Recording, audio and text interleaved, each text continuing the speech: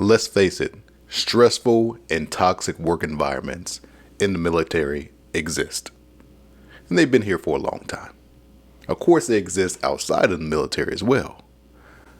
But what can we actually do with that? Great question. Let's talk about it.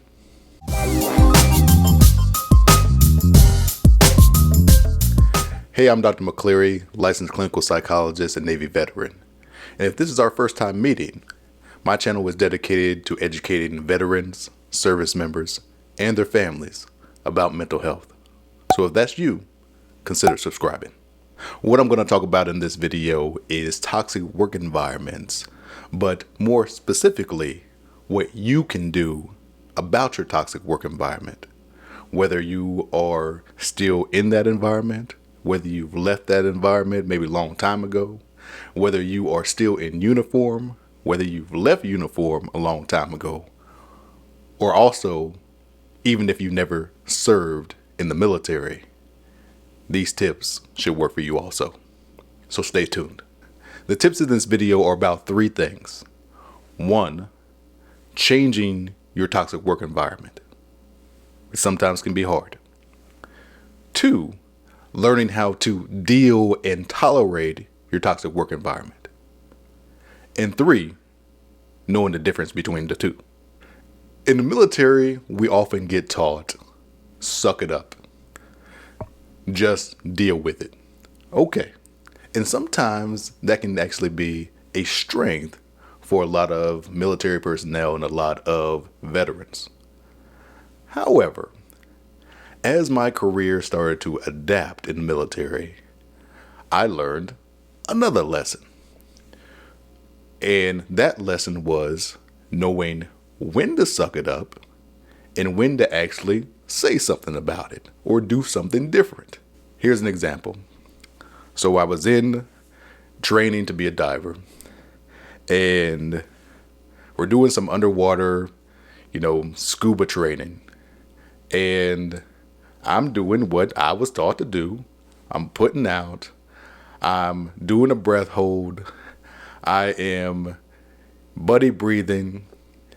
And I'm holding my breath for a long period of time.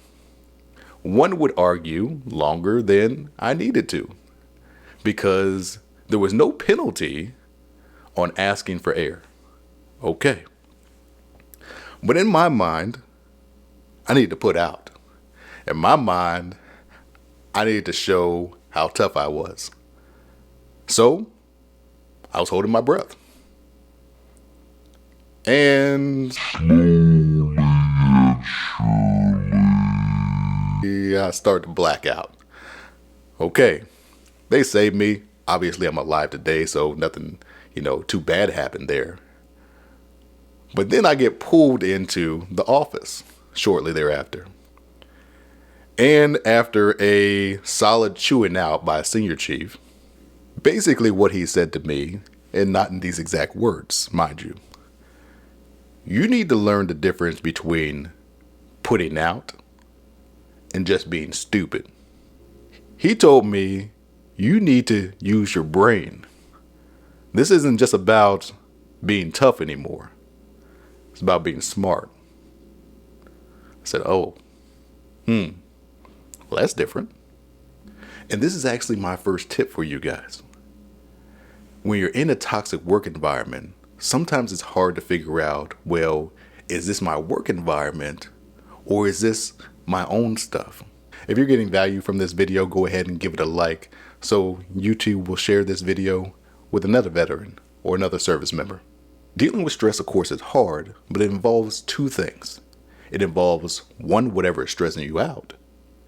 In this case, we're talking about a toxic work environment. And 2, how you're actually taking care of yourself. The first thing that you want to do if you have a toxic work environment, or if you don't have a toxic work environment, is you need to look at your support system. And within a job environment, you can have a support system. Oftentimes people have their buddies that are suffering right along with them when you're in the military. Okay, You have to make sure that that support system exists in your work environment if possible. Here's the thing. For some people's work environments or for some people's military commands, that's actually what makes their environment so stressful and so toxic is they don't have that support system around them.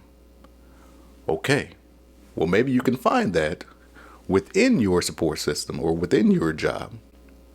Maybe you can't. That doesn't mean that you need to give up on having a support system, though. What you may have to do is reach outside of your unit, reach outside of your job, reach outside of maybe even the military, and find a support system that's not attached to those things. Doesn't mean that you give up on having people in your life that care about you, that support you. It just means you might have a different way of finding those people. Maybe they're in your family. Maybe they're in another friend group. Maybe it's reaching back to friends from the past.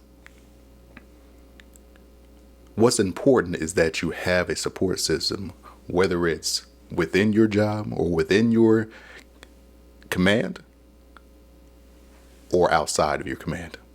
My next tip for you involves you doing things that actually help build your tolerance for work.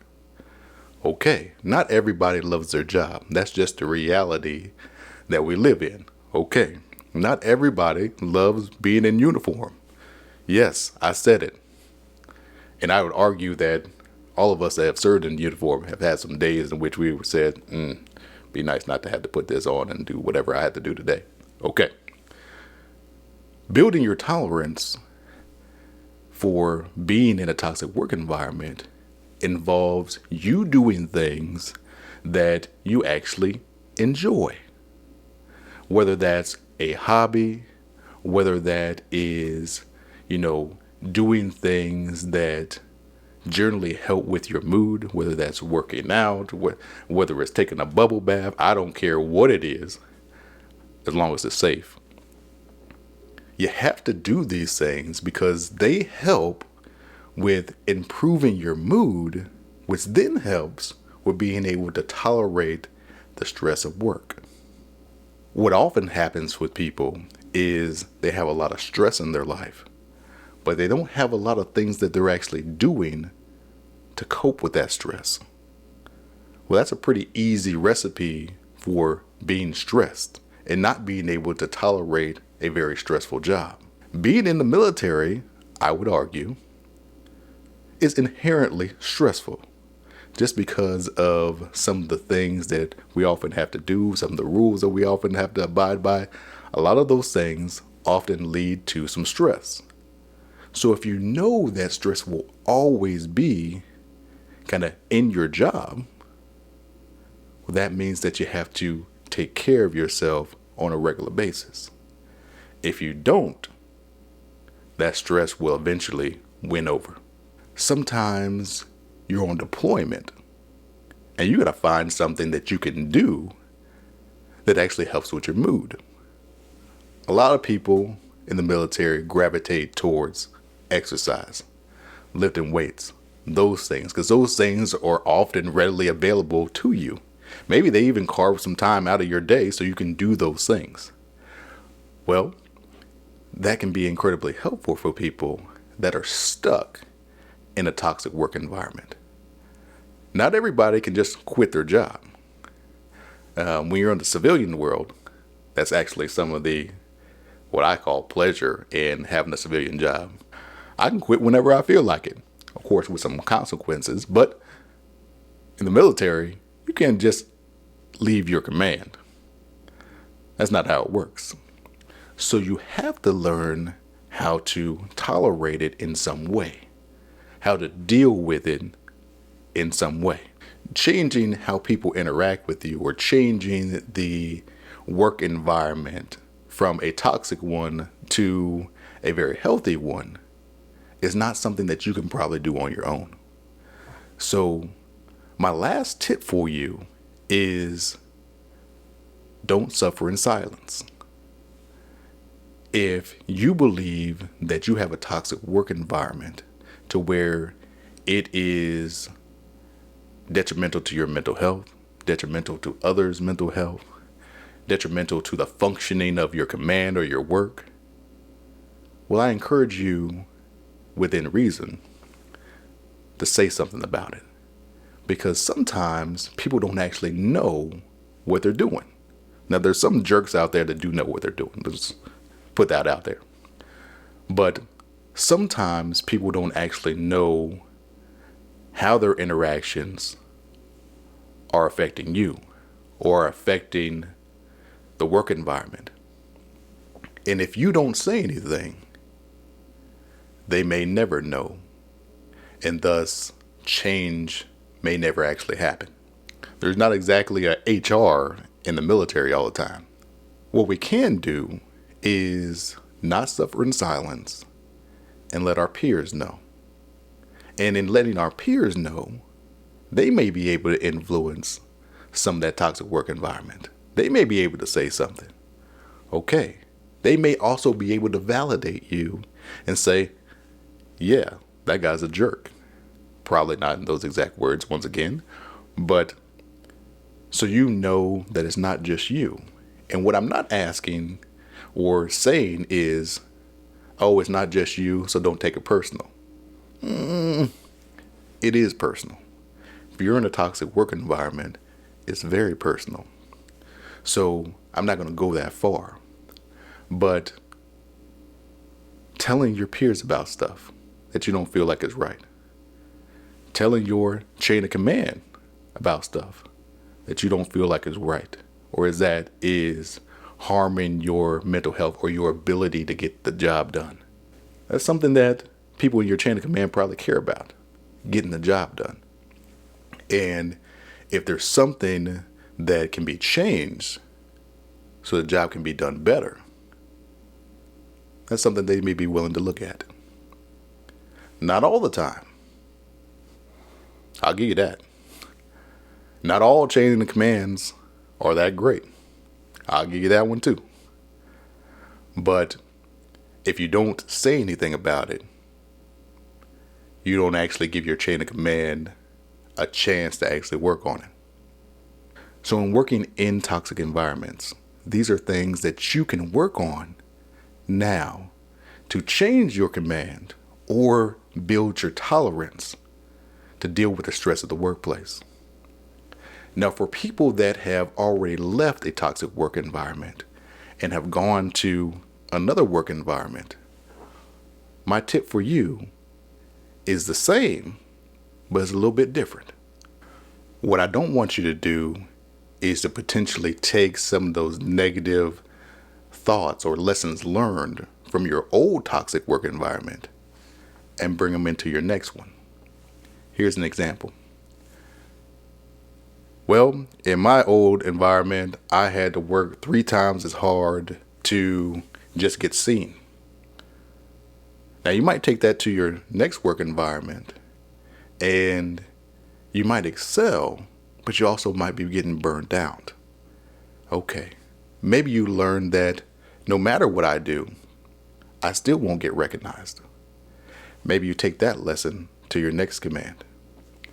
So what I want you to do, if you're going to another command or you're going to another job or work environment that's different from that original toxic work environment, I want you to think about, okay, is this actually the same environment? And if it's not, well, do those same lessons need to be applied to this one? Maybe they do, maybe they don't.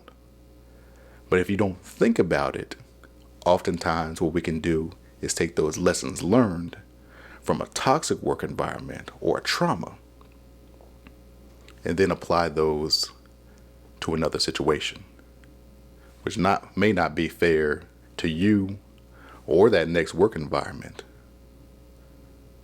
It might not be giving that next work environment actually a solid shot. Something to think about. If this video was helpful for you, and I hope that it was, please like it or consider subscribing to my channel if you want to learn more about mental health. But more important than that, if this video was helpful for you, please share it with another veteran or another service member or another friend or family member of a service member. Because at the end of the day, that's really what all this is about. One veteran trying to help another.